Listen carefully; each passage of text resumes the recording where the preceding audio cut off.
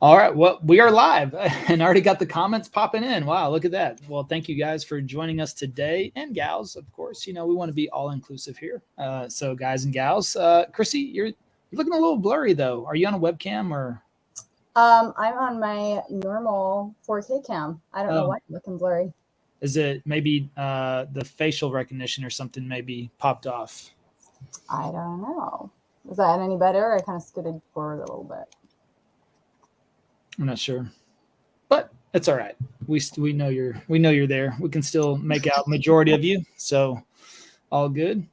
All right, so let's see here.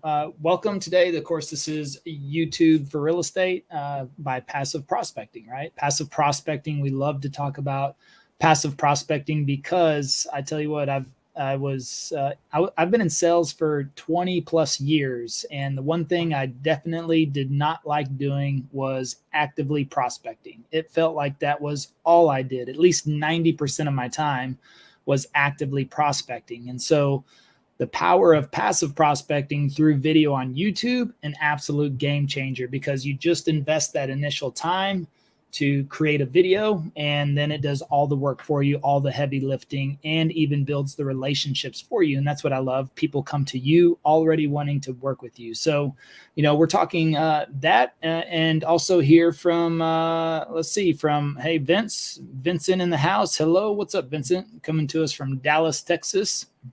So we see several of you out there already. Make sure, if you don't mind, hit the like button and also load us up with some questions. You know, this is why we do these lives, are for you. Trust me, I'm on camera plenty enough. So I just do this for you guys. So hit us up with some questions. We've got living in Palm Springs, California, and hello from Palm Springs. All right. Hello. Gotcha. Oh, I did want to share this though. Let me see if I can. I'm going to pull this over to the side. And, oh, this is something that, let me, oops. All right, let me share my screen real quick and I'll show everybody else what I'm talking about. Oh, and hey, Gwyneth just says square. I guess Gwyneth is hip to be squared. That's what the deal is there. So let's see. Let's do, oh, that's kind of cool. No, I don't want to do that. I want to do screen share, and I want to do present. And on my extra, so this is what I was just telling Krissy, is that on my second monitor is that I have a fixed Reels camera now. Usually I would just set up my iPhone. And this is something that I've always talked about with people, especially real estate agents, is that, you know, you're making 100 pieces of content every single day. It's just whether or not you decide to document it or not. You know, that's your decision. You're making 100 pieces of content every single day. It's just your decision whether you document that or not. So if you're coaching or on Zoom calls or anything like that, what you can see, and this is probably the best visual because I always talk about this, is that you can simply set up a camera right to the side of you, which if you've looked at my Instagram and you've noticed a camera off to the side and I'm always talking straight ahead, it's because I'm usually talking to the audience or a single person or doing a coaching call or, you know, something along those lines. And I just document everything. And so instead of, you know, trying to create specific content, which, I mean, of course I create specific content, but also if I'm going to be on calls or on trainings or on coachings 3, 4, or 5 hours throughout the day, which is typically the case, and I have a camera set up to the side vertically, which you could simply just do with an iPhone. You don't have to have a fixed camera like I have right now. Then you could simply set up an additional iPhone. So the next time you upgrade, don't turn in your old iPhone, keep that iPhone so that you have an additional iPhone. And that's actually what I use for my vlogging and reels and things like that. If I just want to set it up, and most of the time I would set up the phone right next to me. It's not a big deal. It's super easy to do that. But I wanted something that I could also fix so that whenever I turn everything on, just like I did, now the vertical format video is going to come on. So what you're going to see moving forward is you'll start to see a lot of these desktop reels, because whenever I coach or train or conduct these meetings or things like that, I typically drop, you know, a good nugget or two. And so, you know, why not capture that? And then that can get chopped up, cut up. And what will happen is as soon as we end this video, this will save to my desktop. I'll simply drag that file over to Google Drive, and then that's it. The editors will take over from there. And so if I say anything profound, again, not that often, but whenever it does happen, they can snip it out and go from there. And so now with this side view camera, and yes, it may look awkward because it's on the side, but that's the thing. Clearly they'll flip it during the editing process. Not that hard for them to do at all. But of course, this is the way it's being viewed on the camera. And actually, I just have this opened up in Zoom. So even though I'm on my main camera right now through StreamYard, I just opened up this secondary camera on Zoom, and you'll see, for example, if I go on my Zoom, I can switch to the main camera I'm on right now. So you see, I'm recording separately. So even though on the left-hand side right over here in my small box, I'm on the StreamYard. In StreamYard, I can pick my camera, of course. In Zoom, I can pick my camera, of course. But see now how easy this is to switch back and forth to a vertical format. Or, I mean, I could even switch to my my webcam if I wanted to on Zoom. And so if I just wanted different angles to record from, there's an additional 2 different angles I could record from and use this. And the thing is that as I'm recording this now, even if I recorded Zoom this way, the editors could chop, let me see if I can get my positioning correct here. The editors could chop this section right here. Like if I wanted a couple of shots right there with, you see, I've got my nice starry night, the galaxy going up there. So if they wanted to chop just this section out right here from this angle, from this video, they could do that as well, because anything that's shot horizontally can be cropped vertically. All right. And actually they'll probably chop this one up as a reel on its own now that I've done that. But now I can switch. I just turned the camera off. Now I can switch back to vertical format if I want. And see, this just makes it easier for the editing team that they don't have to crop or chop or anything like that. This is already filmed in a vertical format. So anyways, just thought I would share that. I don't know. Pretty cool. Don't you think, Krissy? Yep. No, I always love your camera tricks that you do, because it's just another testament to the fact that you can make content in multiple ways. And it doesn't have to be you going out and doing 3 times the video. It's you doing that video 3 different ways, which saves you a ton of time. So it all comes back to just, compounding your time, finding ways to spread yourself across different platforms without having to spread yourself too thin. Yep. And now what I really wanted to share too is I was actually going to pull this up. Jonathan, I tell you what, I love this kid. He's just, you talk about a implementer, an executioner of the passive prospecting program. And I love, this is his 4th or 5th update. He loves updating us, but I love this. He says, just got my fastest recorded client in escrow from the channel. Got the email yesterday, showed them homes today at new construction, and got them under contract. All has been done in less than 24 hours. Additionally, I'll be referring this house to an agent to sell, and I'll be helping him in 1 to 2 years to buy another home. 3 deals will happen from this one client. This is month 7th of being consistent. 8th escrow is opened. And as of today, my last 3 closes were closed this past month. Got 2 hot leads in the pipeline looking in the next 3 months, 14 in the next 3 to 6 months, and 7 6 months out, and a handful of leases. Conversion rate around 17%. I don't do presentations or scripts, just talk to them, get their needs for finding a home. Lastly, one of my hot buyers is a small-time celebrity, YouTuber, artist, rap artist, LOL, meeting famous people now, has a following of around 4 million followers. Keep on pushing, everyone. Oh, forgot to mention, I'm performing as well or even better as a 3-year channel in my same market, getting more consistent leads than someone who has 7,000 subscribers. How do I know? Because I talk to them. So that's just, I tell you what, that's just awesome. And I love that because I too have had the same experience. Whenever I started, the #1 channel had about 7,000 subscribers when we had 0. And this is somebody that cool guy, cool dude. I've always enjoyed his content, very personable, makes good videos, just gives the information, nothing, no crazy editing or anything like that. And it was just one of my goals was, can we catch them? Can you catch somebody with 7,000 subscriber head start on you? And we did. I think it took right at 15 months, 16 months, maybe 18. I wasn't tracking the exact date, but yeah, it probably took a year and a half that we finally caught him right around I think the 12 or 13,000 mark. So he had 7, grew to about 12, 13, but we grew to 13,000 at the same time they did. And he'd had his channel for 7 years actually, and stayed pretty consistent, mostly just 1 video per week. And I was at the mall like about 2 months ago, which I never, ever, ever go to the mall. The mall is somewhere that I have no desire to be at all whatsoever. And I haven't even been to a mall in, I don't know, years. And so, but I was going to the Nike store. I was on a very specific mission to go to the Nike store to check out some shoes.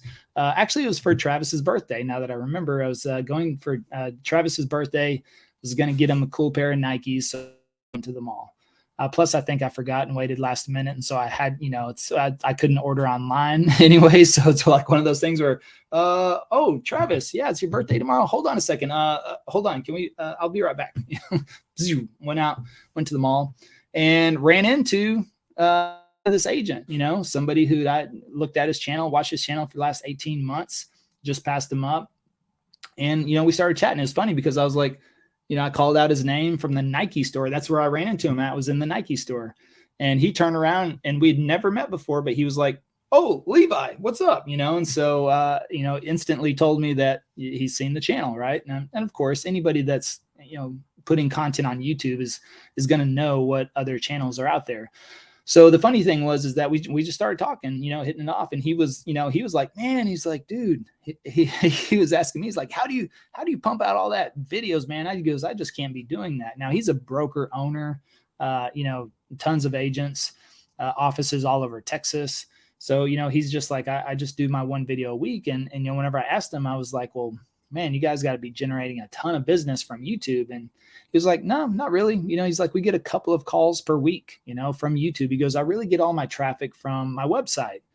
So, that was just very interesting to me, is someone who had a huge head start on me and making videos. And of course, has a call to action. He just, he says, I'm a local real estate agent here. I would just think they're, now maybe they're just going from YouTube over to his website and getting caught up in his, maybe a lead capture, lead magnet, or property search that way. And so that's how he records them.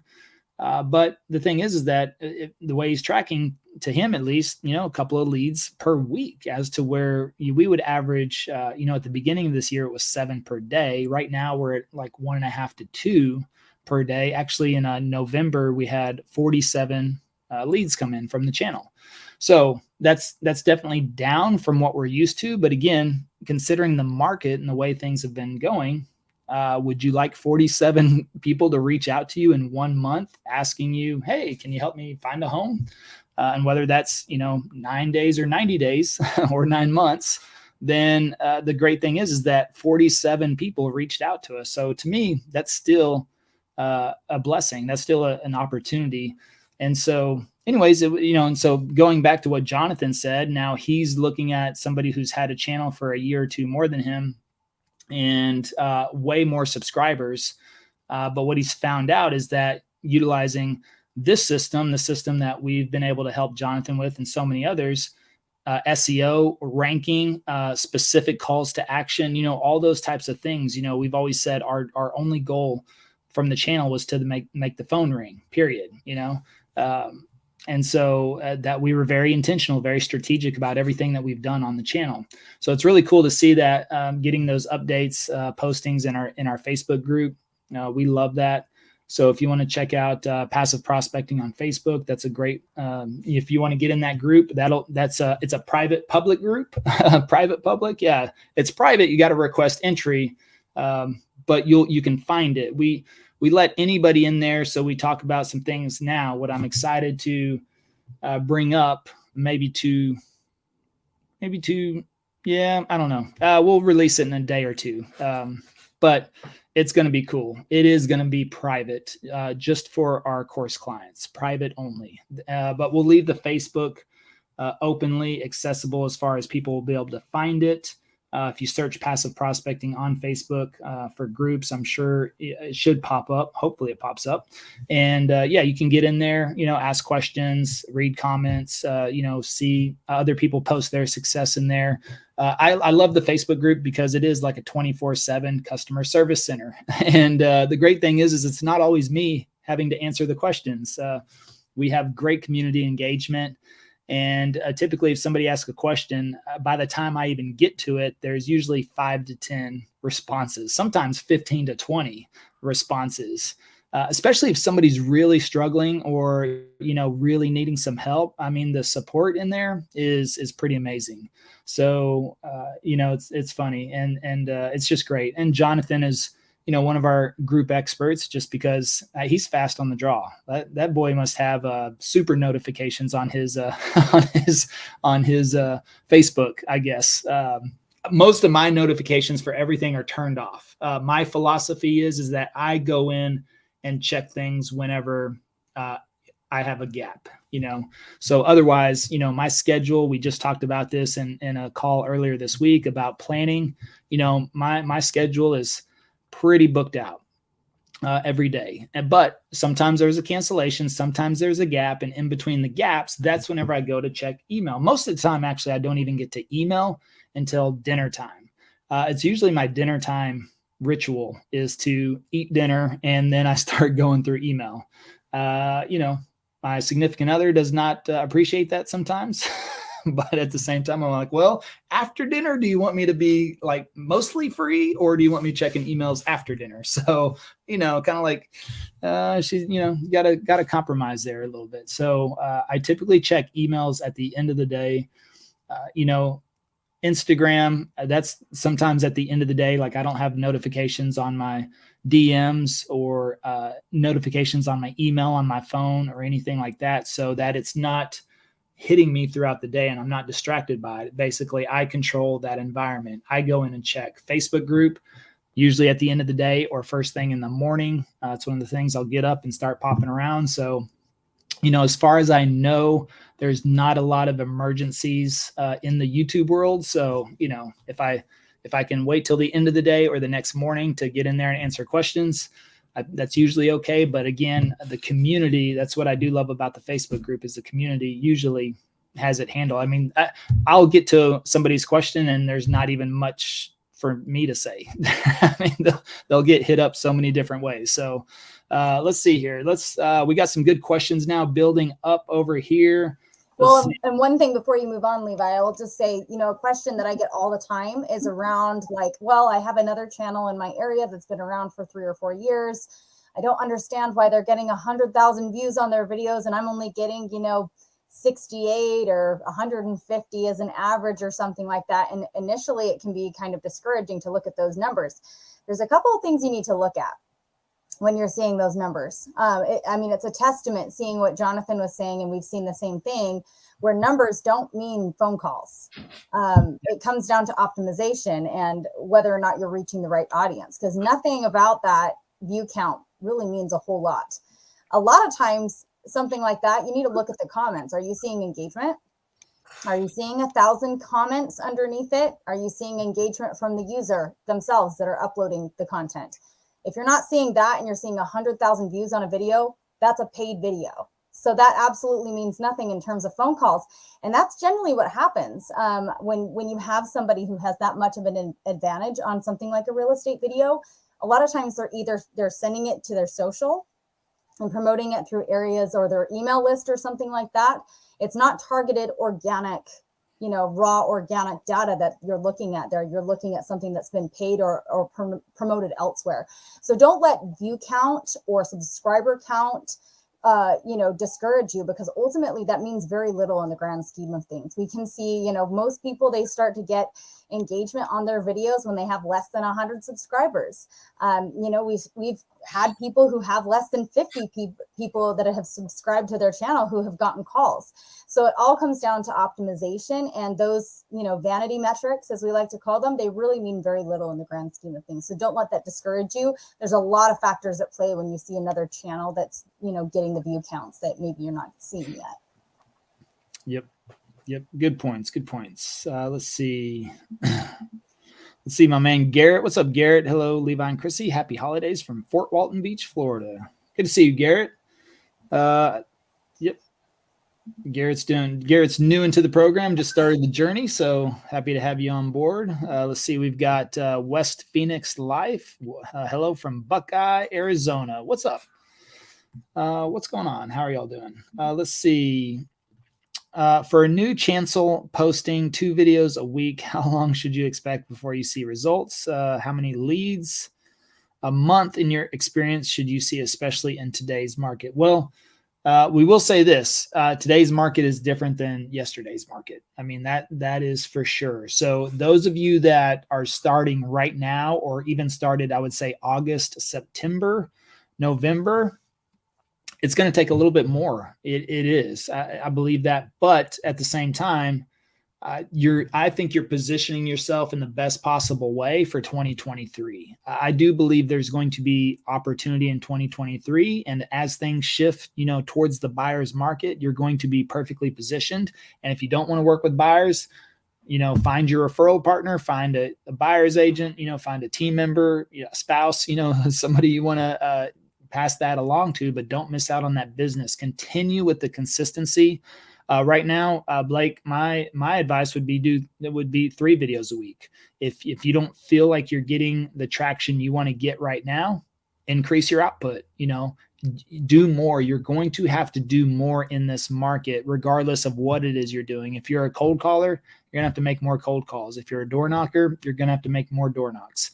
If you're a YouTuber, make more videos. And so I would increase that to 3 per week. If your business plan or your business model is going to be 2 per week, okay, well, I would say go back to that down the road. But right now, as the market has changed, things are, especially right now during the holidays, I would definitely look at increasing content right now, because there's more people at home. They may not pick up the phone today, but things are going to change in the new year. There's things will change.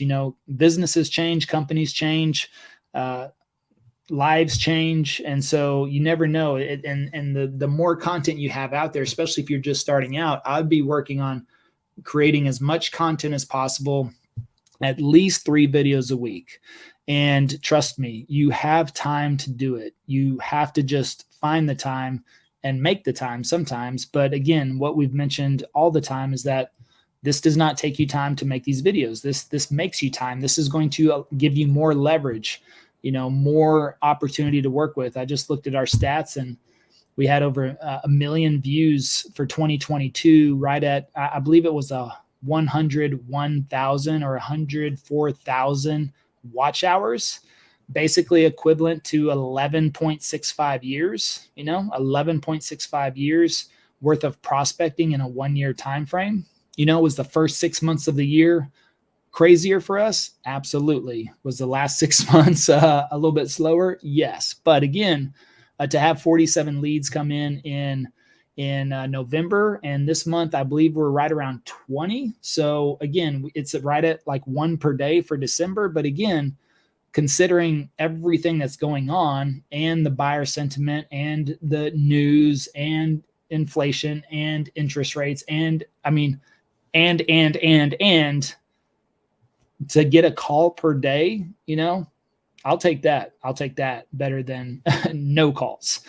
So a call per day, if I can end up with 30 new people to add into our pipeline and to be in the process, absolutely. And then look at Jonathan. We just showed you, literally got somebody under contract in 24 hours. That's how fast people are in the market. It may not seem like it based on every other agent and all the news and everything that's going on, but people are in the market. They are buying and selling homes. It's just a matter of whether they're going to find you or not. And so right now, if you're starting out or just started within the last 2 months or since August, September, October, November, do more videos. That's what I would say. Double down. I don't think we've looked at, it would take a lot of work, and maybe this is a project we work on, is to go back with everybody. I don't know if people track things as well as we do. That's the problem. I mean, if we went back to all of our partner channels and said, hey, okay, Jonathan clearly is tracking his progress. A lot of people don't do that. So if we went back, we'd have to do some serious digging in to try to, get this down to an exact science.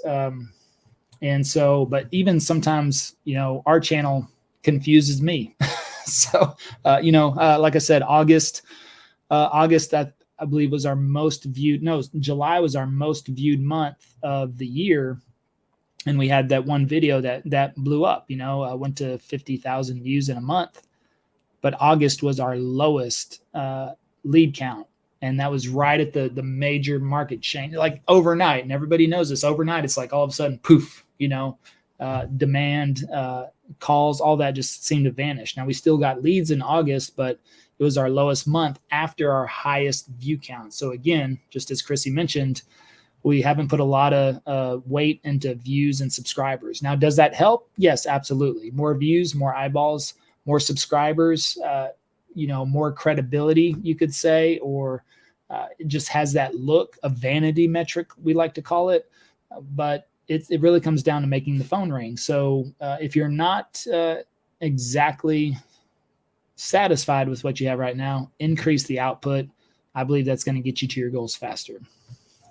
Yeah. And two, you have to also think about, everybody's channel is different because based on the factors in your own market, like with Jonathan, he's in a location that's losing more people than it's gaining every year.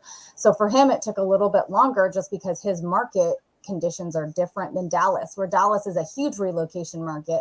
We're seeing that constant, entrance from places like California, New York, Chicago, some of those other places. So it really depends on the conditions in your own market. But I think as a rule of thumb, you need to start looking at benchmarks. And, instead of looking at it as like, how quickly can I get leads?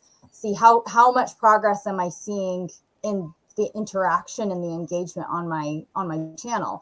And what I typically see with videos and with channels is that once you start getting comments, once you start getting comments, it's pretty quickly after that, you're going to start getting inquiries about either rentals or actual home purchases. Once you start getting rental inquiries, purchase inquiries are very close behind that. I've seen that almost every single time, very consistently.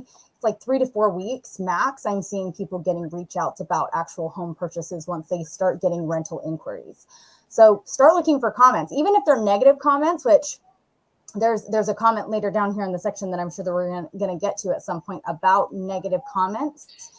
That's okay. Any engagement is going to be something that can give you content ideas, and it will help you kind of gauge whether or not you're reaching people who are looking to move or not. So I would say as soon as you start seeing some type of engagement on your channel, that's progress. So look for those progress points and those progress benchmarks versus always basing it on whether or not you're getting calls, because it's going to also depend on your market, and it's not necessarily a failure if you haven't received it a couple of months into it. It just depends on your market.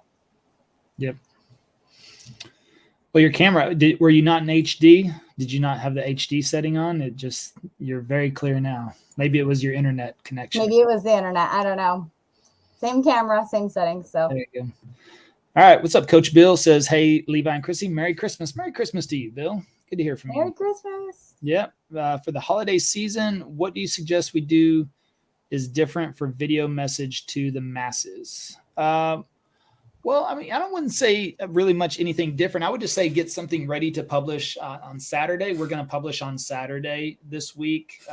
Instead of Thursday, we're just going to push back to Saturday. So I think you want to take advantage of those types of scenarios where if the holiday's coming up and people are going to be at home hanging out around the campfire, that's a good time to publish. So if you normally publish on a Thursday, I would recommend everybody right now push that back to Saturday. I think we're doing Saturday at noon.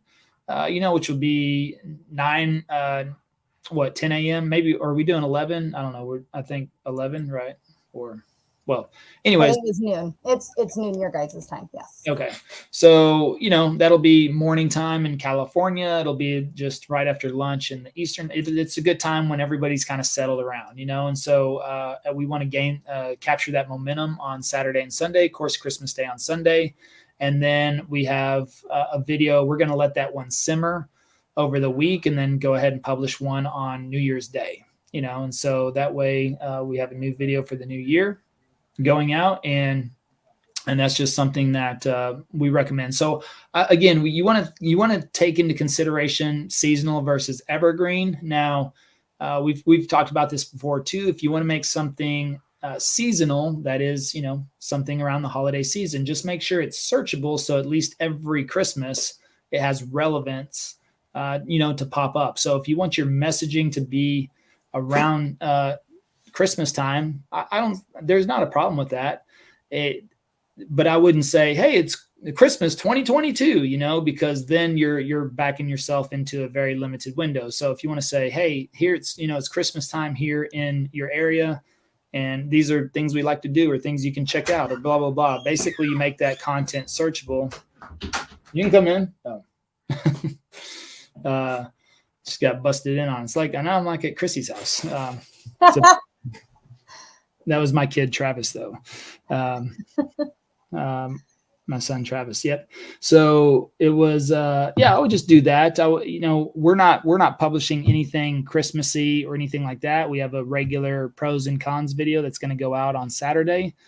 And, except for, I mentioned last year, 2021, we had a major, major snowstorm in Texas, especially, in Dallas, never really happened. So, made that video about that, but we titled it, Does It Snow in Texas? And so that is a searchable title. And actually that could be a searchable title any time of the year, because if somebody's, about to move away from their, snowy mountains and they love the snow, they'd be like, man, does it even snow in Texas? I'm going to go check that out. And if you type that in, Does It Snow in Texas, in YouTube, our video is likely going to be the first one that pops up. And so we position that video in an evergreen format so that it could be searched anytime, and found. So it really does answer a question, even though it appears as a seasonal video because it's made in the wintertime whenever it's snowing outside. But I think you get the idea. And so that's, if you've got something unique like that you can create in your market and take advantage of that, but also keep in mind or position it to where it's an evergreen strategy, that's always the most, I think the most effective way to do that. But for us, we're going to publish on Saturday and then publish on New Year's Day, and that'll carry us through the holiday season. And, we should be good to go. So and I will say though, trends typically are 3 to 4 weeks before a holiday. So I wouldn't really recommend going with something Christmas related at this point. We're a little late for that. So I'd probably gear something, if you are planning on doing something before the end of the year. If you are wanting to go with something semi-seasonal, I would say probably shoot for more like New Year's related stuff. Like, what are we going to see? Like, I would say probably even a live. If you haven't recorded something already and you're concerned about getting something out, maybe consider doing a live and doing something based on the trends that you're seeing for 2023 and why you should purchase a home in your area or why you should sell a home in your area in 2023. That could be a really great way to boost some traffic on your channel, just because the lives are getting so much traction anyway. But also that's something that can be a recurring theme around the entire year. I would be hesitant to put anything out Christmas related, just because people are kind of past that idea in their head at this point. We're kind of already there. But for New Year's, there's still a fresh opportunity there. So I probably think, and moving forward too, I would just say, as far as trends, holidays, seasons, that type of thing, you want to think 3 to 4 weeks in advance for any types of trends that you want to put out for that, just so that you're getting ahead of it while people are searching for that in YouTube. Yep. Let's see. West Phoenix Life says, we're a brand new channel, have one video ready to publish, more coming. Would you recommend waiting to launch the channel January 1st or versus right now during Christmas? Well, I think it depends on how many more videos do you have ready to go. So if you have just one video, literally one video, you probably want to stack up some more videos to get ready. Now, if you're filming those videos and it's just a matter of them getting edited, I mean, if you could publish one on Saturday, I mean, it gives you an extra week, and then if you can get the second one out by the first, and then you have something to follow up that as well. I mean, it really depends on what we don't ever recommend doing is if you just have that one video and you don't have anything filmed or edited after that, try to hold back some of that excitement and build up your library first. Build up 2, 3, or 4 weeks worth of content before you publish. Is it nice to take advantage of the holidays? Absolutely. But at the same time, your first video or two, and actually your first 10 or 20 are not going to be that heavily trafficked. Despite even with the SEO optimization, you do that, that could definitely help out. But normally most people's first video is not going to come out of the gate swinging. And it really comes with the second, third, fourth, and the consistency. And that's why I like the model of doing 3 videos a week to get started, to just work through that and to work through that. And then that way you can, you can just continue on a consistent pace. To me, that's what's more important than just publishing a video. Don't just publish a video because you have one video on Christmas Day. But know where you're at. If you can publish on Saturday or Sunday, and you're going to have 2 or 3 or 4 more edited and ready to go right after that, and then you are good to go even more, then work on that, your cadence, your consistency, and then go from there. No, profound. Not sure which part he was talking about, but he was talking about Jonathan's results. Oh yeah, there you go. Okay, good. Yep, they said very inspiring. Let's see, Naples, Florida, joining a little late, but looking forward to this. Good, glad. Well, you can always go back on the channel and watch the beginning part of it. So let's see, living in north of Atlanta, Georgia. Hello, how are you? And yes, hi from living in north of Atlanta, Georgia. Yes. Hello, hello. Let's see. I made the video titled "The Market is Crashing." There were a lot of fear mongers that watched, and I did get a little flack. I took a posting break after that. Right move or no? Yeah. So. Yeah, fear mongers. I think that's perfect. I mean, if you're getting comments, then make more videos on what the comments were about. I always tell people with negative comments, like we had a comment about, the homeless issue in California on somebody's channel. And so I said, well, what a great topic. I mean, you can talk about, why it's so great to still move here, and that, maybe your particular area has great living conditions, and this is why you should move here. I mean, these are concerns. Basically, those are objections that they're bringing up for you. And in the sales process, meeting that objection before someone brings it up is a huge part of that process. And so that's great information for you to be creating content around. Find a creative way to address that objection in a positive way in another video. Yeah, and just for everyone else, if you make the market is crashing or it's some sort of negative, or I mean, it really anything, even positive, and I would just say know your information. Make sure you know your information, know your stats and your data, because that's just something that it makes it very difficult for people to poke holes in. Now, the way you interpret that data or the way somebody else does, yes, that's all going to be subject to opinion. But, if you've, any negativity right now is going to gather attention on YouTube. And it seems like they do love to push that content as well. I was looking at some of the top videos that recommend our channel, which, the analytics tell you that in the back end. So I'm looking at, and like the first 10 videos were all market crashing, fire, hellfire and brimstone, flames. Every thumbnail was sinking ship, houses underwater, fire, everything burning down the neighborhood. And, that's just what people are watching. That was something that I made, I think, 2 videos on that. And it was the same thing. I thought, you know what, I'm just going to continually focus on what we were doing, which is showing neighborhoods, talking about pros and cons, basically the general information that people that are looking to move are looking for. That's what it comes down to. People are looking to move, and making a video about the market crashing, unless you're trying to use that as a hook, or into turn it into some sort of positive spin, or maybe your market is different from every other market. I know I just saw an article from NAR that said, I know they said Dallas is going to be the #3 market in 2023 behind, I want to say, was it Nashville and Raleigh, maybe Raleigh, North Carolina. So the Carolinas, Tennessee, Texas, still going to be strong markets. What are fueling that? Relocation quite a bit. People moving, tech companies, businesses looking for more tax-friendly environments. So again, you got to look at the overall picture. And if you're going to put out that type of video, just make sure you know your stats and everything that you can back it up. And if you want to get into, and if you're a newer channel, sure enough, yeah, hey, go back and forth. Make sure you acknowledge and ask a question on all your comments. And then if somebody wants to spit something off, it's usually just because they watched some other YouTube video. And it's not the fact that they're some statistician themselves, or, some analytical engineer. They usually don't know what they're talking about. So I wouldn't put much weight into it. And if you're a newer channel, yeah, use it to your advantage. Start a little comment battle if you want.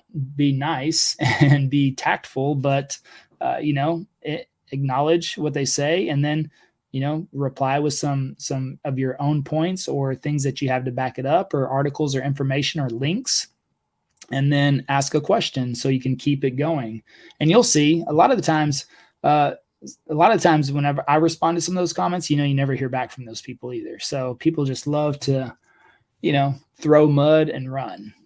So they're not really serious about having a conversation in the first place, and they're probably never going to call you anyway. So I wouldn't worry about them. So it is what it is, but I would not take a posting break at all. I would continue to publish, and so use that momentum. Now come out with something positive, or neighborhood tour, or pros and cons or something. Just you can help it help that that momentum. Yeah, any engagement is going to push you in the YouTube algorithm, positive or negative. The AI doesn't care. If it sees that stuff is going on in your comment section, it's going to push your entire channel for you. So just take advantage of it. Yeah, Garrett says, does YouTube AdSense contribute anything significant to money earned? Nope. No, not unless you get 1 million views, or 2 million views, or 3 million views. Otherwise it'll pay a bill or two. I think it pays a bill or two for us each month, but it's not significant. We're not going viral either. So let's see, just getting started in the program. Is there a way to confirm my YouTube account is a brand account? Yeah, it should list it on there. So let me see. Yeah, in the settings section, if you can go back in the settings, and it will say convert or switch to a brand account if it's not a brand account. You won't see that option if you do have a brand account. There you go.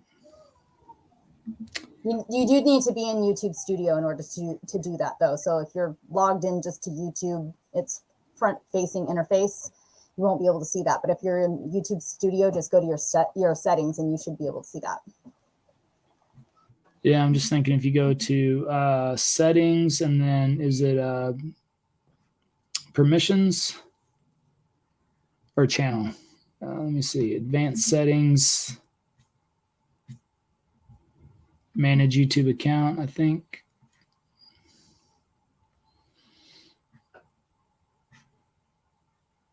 View advanced settings. Yeah, move your channel to your Google account or to a different brand account. So let me see. If I click on there, yeah, it's going to make me sign in real quick.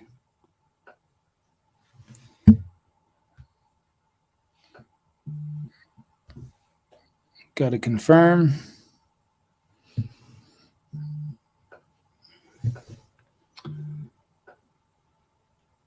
Yeah, only brand accounts owned by this account will appear below.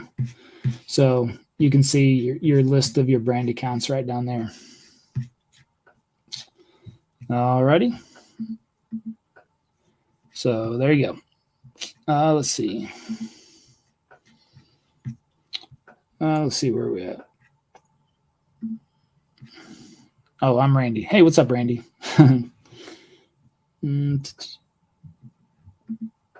Here's one for you, Krissy. Left Coast Living. I just signed up for video editing. How long before we have our kickoff call? Yeah, so in your checklist that you received in your welcome items, you need to get those checklist items done. And then one of those checklist items is to schedule a kickoff call with me. So that's up to you. You just go to my calendar and choose a time, and then we can have our kickoff call. There you go. We do need like the things that we have in that checklist done, though. We'll need things like your thumbnail shots for your thumbnails. We need access to your YouTube channel. You know, there's a variety of things that we'll need from you. So just make sure you go through that checklist on Coordinate.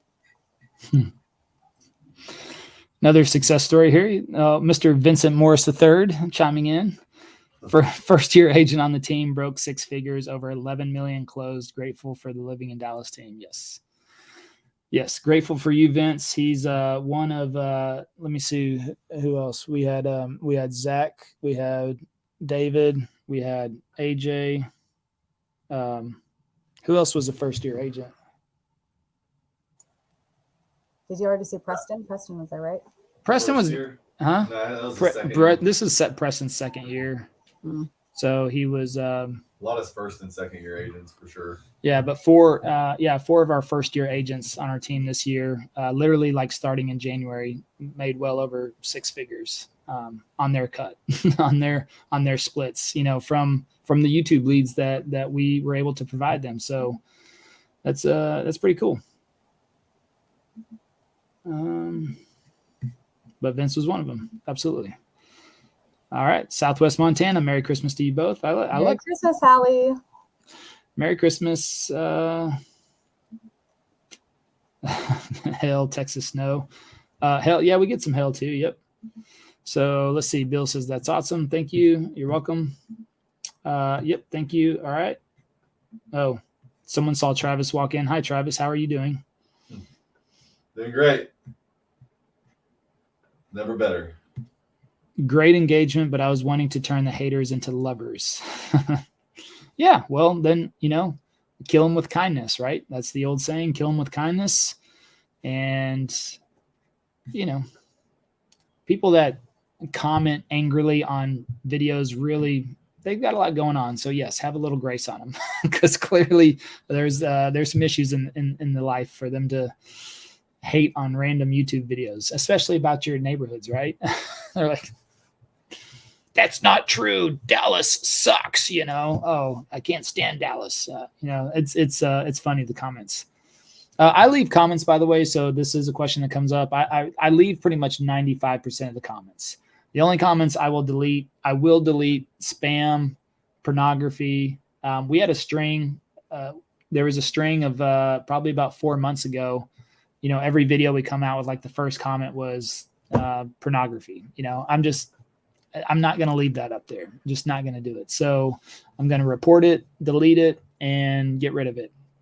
I get some, now those are pretty much gone. So if you're diligent on that and you stay consistent, if for some reason that happens, from what I've seen, you can get rid of that. Just stay on top of it, delete it as soon as it comes in.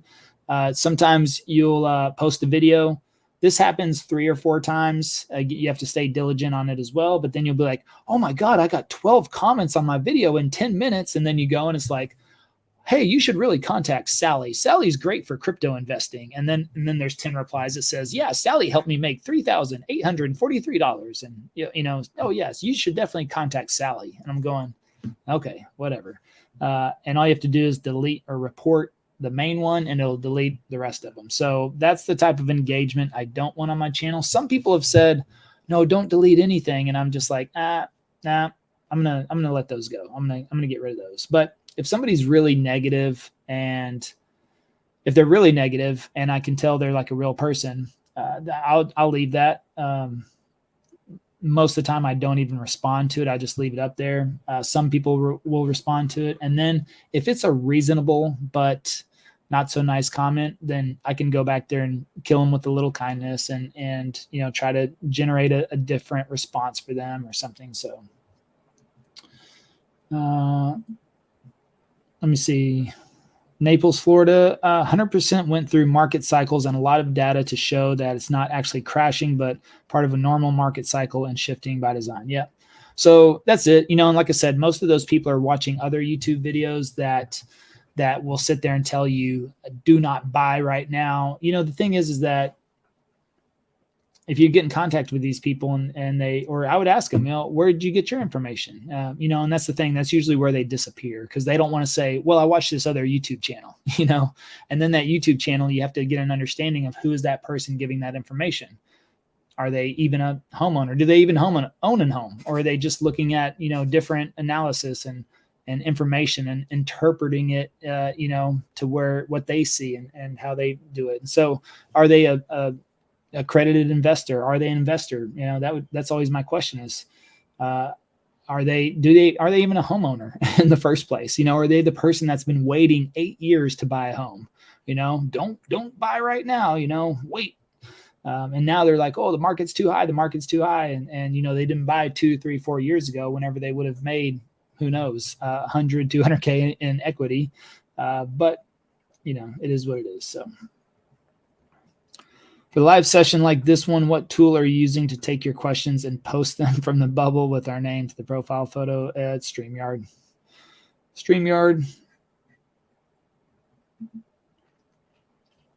Thanks. You're welcome. Okay. Didn't get an email. Just saw the order confirmation. Check spam. And I can resend you that email too manually if that helps. Just email us at our support email, support@passiveprospecting.com, and we can help you with that. There you go. Let's see, I got someone saying, but we want to have less people in Montana. And I commented with kindness. Yes, basically I said, I hear you. It's an amazing place and I'm happy to help people be well informed. Oh, yeah. It's funny. People say that about Dallas. We don't want anybody coming to Dallas. We've got enough people. And usually I'll just say, well, look, the people that reach out to us have our same. That's a lot of people comment too. Don't California my Texas. And there's some interest. People are very protective. So, a lot of times I'll just respond. It's the same pretty much, which is, hey, by the way, the people that reach out to us pretty much have, share our values and principles. So, we welcome those. We need more of those people in Texas. And so that's the thing. We're not getting calls from people that love paying taxes. I know that. We're not getting calls from people that love wearing masks all the time. We're not getting calls from people that love what their kids are being taught in school. I'll tell you that. So people want to come to Texas at least because, freedom friendly, business friendly, kid friendly, school friendly, mostly. I mean, some of that stuff is creeping over here in schools too, but they do mostly a good job, and I would say better than most states to really preserve a lot of just traditional home values here, is what it comes down to. And so, and that's the people that call us. So yep, exactly.